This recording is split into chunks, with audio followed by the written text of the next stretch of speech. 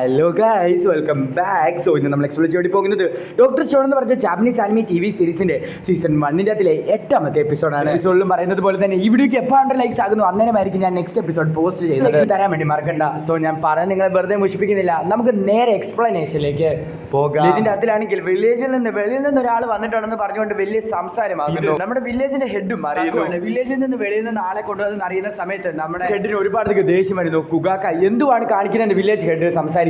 Head ദേഷ്യപ്പെടുന്നത് കണ്ടുകൊണ്ട് തന്നെ അവിടെ നിന്ന് എഴുന്നേറ്റ് കുഗാക്കുമായിട്ട് ദേഷ്യപ്പെടലെന്ന് പറയുകയാണ്. പെട്ടെന്ന് തന്നെ അവിടെ വീഴുകയാണ്. യൂറിയുടെ കണ്ടീഷൻ ഒരുപാട് മോശമാണ്. രക്ഷിക്കാൻ ഞാൻ എന്ത് വേണമെങ്കിലും ചെയ്യും. എന്റെ സിസ്റ്ററെ രക്ഷിക്കാനും ഞാൻ എന്ത് വേണമെങ്കിലും ചെയ്യും. യൂറിയെ രക്ഷിച്ചാൽ ഉറപ്പായിട്ടും വില്ലേജിലുള്ള ആൾക്കാർ മുഴുവനും പിന്നെ എന്റെ കൺട്രോളായിരിക്കും ചിന്തിക്കുന്നത്. യൂറിനെ രക്ഷിക്കുന്നതിനും അവനും എന്തെങ്കിലും ഒരു കാരണം ഉണ്ടായോ, അതാണ് ആന്റിബയോട്ടിക്. ഇത് 20th സെഞ്ചുറിയിലാണ് ക്രിയേറ്റ് ചെയ്യുന്നത്. അധികം അഡ്വാൻസ്ഡ് ആയിട്ടുള്ള ഒരു മെഡിസിൻ ആണ്. ക്രിയേറ്റ് ചെയ്യാൻ വേണ്ടി 2 മെത്തേഡ്സ് ഉണ്ട്, biological rod and stone rod. Biological method സാധനത്തിൽ നിന്ന് പെൻസിൽസ് എടുക്കുന്നത് വളരെയധികം ബുദ്ധിമുട്ടായിട്ടുള്ള ഒരു കാര്യമാണ്. പെൻസിൽസിനെ വേണമെങ്കിൽ അതുപോക്ക് ദൈവത്തിനോട് സംസാരിക്കും. അങ്ങനെ റെയറായിട്ട് മാത്രമേ നമുക്ക് കിട്ടത്തുള്ളൂ. മെത്തേഡാണ് നമുക്ക് ഈ സ്റ്റോണേജ് കാലത്ത് ചെയ്യാൻ പറ്റുന്നത്. അതാണ് സ്റ്റോൺ റോഡ്. അത് പെട്ടെന്ന് തന്നെ തുടങ്ങാൻ വേണ്ടി നമ്മുടെ ക്രോം പറയുകയാണ് സ്റ്റോൺ ഏജിലാണ് അത് നമ്മൾ ഉണ്ടാക്കാൻ. നമ്മൾ ഓരോ സ്റ്റെപ്പ് ബൈ സ്റ്റെപ്പ് ആയിട്ട് പോകണം. ഇലക്ട്രിസിറ്റി എന്നൊക്കെ പറഞ്ഞുകൊണ്ട് കുറെ സാധനങ്ങൾ ചെയ്യാൻ വേണ്ടി നമ്മുടെ ഹീറോ അവർക്ക് ഇങ്ങനെ കാണിച്ചു കൊടുക്കുകയാണ്. സാധനങ്ങൾ ചെയ്താൽ മാത്രമേ ആന്റിബയോട്ടിക് ഉണ്ടാക്കാൻ പറ്റത്തുള്ളൂ. ഉണ്ടോ എന്ന് പറഞ്ഞിട്ട് അവരുടെ കണ്ണ് തന്നെ തെള്ളി പോവുകയാണ്. നമുക്ക് ഉണ്ടാക്കേണ്ടത് അയൺ എന്താണെന്ന് നിങ്ങൾക്ക് അറിയത്തില്ല. നിങ്ങൾക്കൊരു കാര്യം അറിയോ, ഈ പ്ലാനറ്റ് മൂവ് ആയിക്കൊണ്ടിരിക്കുകയാണ്.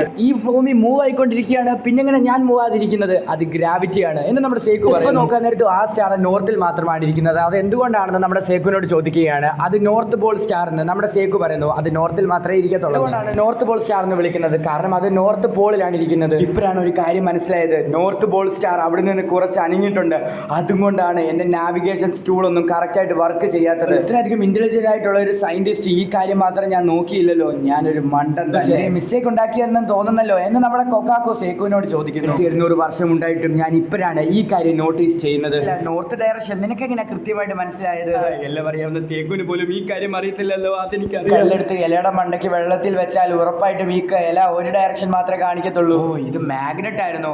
അയ്യോ, ഈ കാര്യം നിനക്ക് അറിയായിരുന്നു. അവനെയാണെങ്കിൽ അടുത്ത ദിവസം മാഗ്നറ്റ് കളക്ട് ചെയ്യാൻ വേണ്ടി പോവുകയാണ്. സോ അങ്ങനെ മാഗ്നറ്റ് വെച്ചിട്ട് ഒരുപാട് ചാൻസ് നമ്മുടെ സേക്കു കളക്ട് ചെയ്യാൻ വേണ്ടി പറയുകയാണ്. സേക്കും ക്രോമോ ഇവർ കളക്ട് ചെയ്തത് നോക്കിക്കൊണ്ട് അവിടെ ഇരിക്കുകയാണ്. ഇതൊരിക്കലും ശരിയാവത്തില്ല, ഞാൻ ജോലി ചെയ്യുക, നിങ്ങൾ അവിടെ നോക്കിയിരിക്കുക, അതൊട്ടും ശരിയല്ല. എല്ലാവരും കൂടെ ചേർന്നിട്ട് അയൺ സാൻഡ് കളക്ട് ചെയ്യുകയാണ്. സമയത്ത് തന്നെ നമ്മുടെ കൊക്കാക്കു പറയുകയാണ്, എനിക്ക് എന്തോ ക്രീപ്പി ആയിട്ട് തോന്നുന്നു, എന്തോ ഒരു സാധനം ഇങ്ങോട്ട് വരുന്നുണ്ടെന്ന്. നോക്കുന്ന സമയത്തേക്ക് എന്തോ ഒരു സാധനം പുഴയിൽ കൂടെ ഒഴുകി വരുന്നു. ഇതെന്തുവാ, വാട്ടർമെലൺ ആണോ എന്ന് സേക്കു നോക്കുന്നു. സമയത്ത് അതൊരു കൊച്ചു പെണ്ണായിരുന്നു. ചെയ്യുന്നത് കൊക്കാക്കു ചോദിക്കുന്ന സമയത്ത് അവളും അയൺ സാൻഡ് കളക്ട് ചെയ്യുകയായിരുന്നു. എടി, നീ എന്തിനാണ് എന്റെ മാഗ്നറ്റ് എടുത്തോണ്ട് പോയെന്ന് പറഞ്ഞിട്ട് ആ കൊച്ചിന്റെ കയ്യിൽ നിന്ന് മാഗ്നറ്റ് തട്ടി പഠിക്കുകയാണ് നമ്മുടെ ക്രോ. കൊണ്ട് ഒരിടത്തും പ്രയോജനമില്ല. അതുകൊണ്ടാണ് ഞാൻ ഹെൽമെറ്റ് തന്നെ തലയിൽ വെച്ചിരിക്കുന്നത്.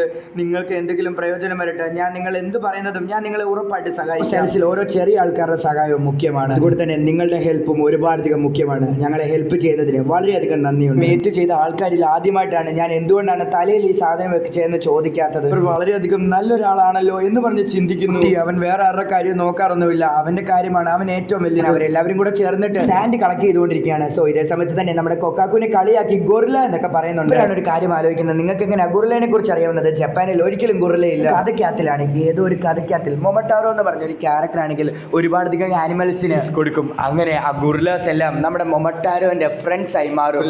ഫോക്സ്, ഡ്രാഗൺസ് ഇതെല്ലാം അവന്റെ ഫ്രണ്ട്സ് ആയി മാറും. പിള്ളേർക്ക് പറഞ്ഞു കൊടുക്കുന്ന ചെറിയ പൊട്ട് കഥകളാണെന്ന് നമ്മുടെ കൊക്കാക്കു പറയുകയാണ്. ഞാൻ കൊച്ചിലായപ്പോൾ ഈ കഥകൾ മൊത്തമാണ് എനിക്ക് പറഞ്ഞു തന്നുകൊണ്ടിരുന്നത്. ഇങ്ങനത്തെ ഒരുപാടധികം കഥകൾ അറിയാം.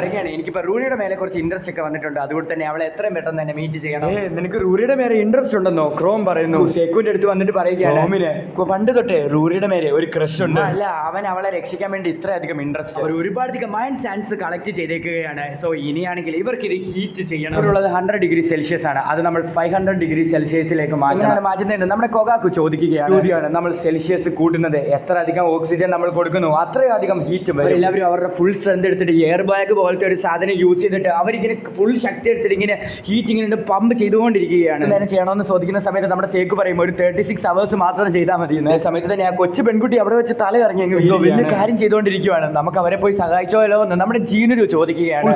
റൂൾസ് അത് നമുക്ക് ഒരിക്കലും തെറ്റിക്കാൻ പറ്റത്തില്ല എന്ന് നിറു പറയുകയാണ്. പോകുന്നില്ല, നിന്റെ ഗോൾഡൻ സ്പിയർ എനിക്ക് പറ്റത്തില്ല, ഇതെന്റെ സ്പിയർ, ആ കൊച്ചിലെ തൊട്ട് ഞാൻ ഇതാ ഉപയോഗിക്കുന്നതെന്നൊക്കെ പറഞ്ഞു മുടഞ്ഞ ന്യായം പറഞ്ഞിട്ട് ആ സ്പിയർ കൊണ്ട് അവൻ ഓടി. ഒരുപാടധികം കഷ്ടപ്പെട്ടു. എന്നിട്ട് രാവിലെ ആയിട്ട് പോലും സാൻഡ് ഇപ്പോഴും അയൺ സാൻഡ് തന്നെ ആയിട്ടിരിക്കുകയാണ്. ഒരു മാറ്റം പവർ വേണമെന്ന് പറഞ്ഞിട്ട് നമ്മുടെ സേക്ക് കാണിച്ചിട്ട് ഈ വില്ലേജിലുള്ള എല്ലാ മെമ്പേഴ്സിനെയും നമ്മുടെ അടിയിൽ കൊണ്ടുവരണമെന്ന് നമ്മുടെ സേക്കും അതുപോലെ തന്നെ കുറവും ചിന്തിക്കുന്നു. ആൾക്കാർക്ക് എന്ത് വേണം അതുപോലെ നമ്മൾ ചെയ്യണം, അന്നേരം അവർ നമ്മളെ സഹായിക്കും. വില്ലേജിലുള്ള ആൾക്കാർക്ക് എന്താണ് ആവശ്യം അതെങ്ങനെ അറിയാം. വരെ വിട്ടിരിക്കുക, ഞാനാണ് ഡിറ്റക്റ്റീവ് ഖോന എന്ന് പറഞ്ഞിട്ട് തക്കാളി പോലെ ആകെ ഡിറ്റക്റ്റീവ് സ്പീക്കർ, നീ ഇപ്പോൾ ഇൻഫർമേഷൻ എല്ലാം കളക്ട് ചെയ്തിട്ട് ഞങ്ങളോട് വന്ന് പറയാം, ഞാൻ നിങ്ങൾക്ക് ഹെൽപ്ഫുൾ ആയിട്ട് ഉണ്ട് എന്ന് പറഞ്ഞിട്ട് അവൾ പോവുകയാണ്. സ്പീക്കർ അവിടെ ഇരിപ്പുണ്ട്. വില്ലേജിൽ വെളിയിൽ ഒരുപാടധികം ആൾക്കാർ വന്നിട്ടുണ്ട്. അവളെ നമ്മുടെ വില്ലേജിലുള്ള ആൾക്കാർ തന്നെയാണ് കൂട്ടിക്കൊണ്ട് വന്നിരിക്കുന്നത്. പക്ഷേ അവർ ഡേഞ്ചർ ആവാൻ സാധ്യതയുണ്ട്. മന്ത്രവാദി ഇവിടെ വന്നിട്ടുണ്ട്. ആ മന്ത്രവാദിയെ കൊന്നിട്ട് ഞാൻ ജയിച്ചിട്ട് ഞാൻ ആൾക്കാരെയൊക്കെ കല്യാണം കഴിയും. വെളിയിൽ നിന്ന് വന്ന ആൾക്കാരെയൊക്കെ ഒന്ന് കാണണം. എനിക്ക് വെളിയിൽ വന്ന ആൾക്കാരൊക്കെ ഒരുപാട് ഹാൻഡ്സം ആയിരുന്നെങ്കിൽ നല്ലതായിരുന്നു. മാത്രമേ ഇവിടെ ഉള്ളൂ, മീൻ തിന്ന് ഞാൻ മടുത്തു എന്ന് അവിടെ ആ തടിയൻ പറയുകയാണ്. ഡിറ്റക്റ്റീവ് പീക്ക് ആണെങ്കിൽ വില്ലേജിൽ നിന്ന് വെളിയിലേക്ക് വരികയാണ്. ആ ഇൻഫർമേഷനൊക്കെ അവർക്ക് പറഞ്ഞു കൊടുക്കുക. സ്ട്രോങ് ആയിട്ടുള്ള ഒരു ബോഡി ഉള്ള ഒരു പയ്യനെ വേണം. എന്തുവാടി നീ കളക്ട് ചെയ്തുകൊണ്ട് വന്നേക്കെന്ന് പറഞ്ഞ് നമ്മുടെ സേക്ക് അങ്ങ് ഞെട്ടുക. സത്യം പറഞ്ഞാൽ നീ വളരെയധികം ഹാൻഡ്സം ആയിട്ടുള്ള ഒരു ജെന്റിൽ മാൻ ആണ്. ഇതിൽ തന്നെ 3 സിസ്റ്റേഴ്സ് വളരെയധികം സുന്ദരികളാണെങ്കിൽ ഒരു പെണ്ണിനെ വേണമെങ്കിൽ നമുക്ക് പൊക്കാൻ വേണ്ടി സാധിക്കാൻ പറ്റും എന്ന് നമ്മുടെ കുകാക്ക് പറയുന്നു. ഉറപ്പായിട്ടും പെണ്ണുങ്ങളെ ഒന്നും കിട്ടത്തില്ല.